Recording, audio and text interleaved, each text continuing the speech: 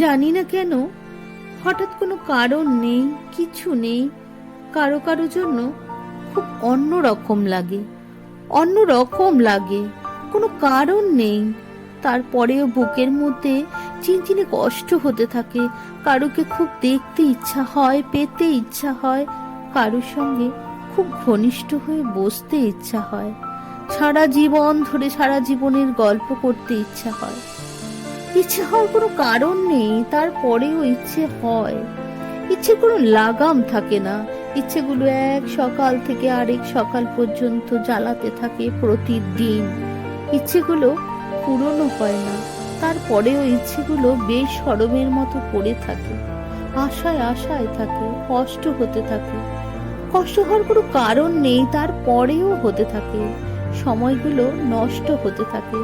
কারো কারোর জন্য জানি না জীবনের শেষ বয়সে এসেও এক কিশোরীর মতো কেন অনুভব করি।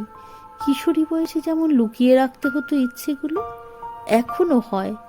কি জানি সে, যার জন্য অন্যরকমটি লাগে।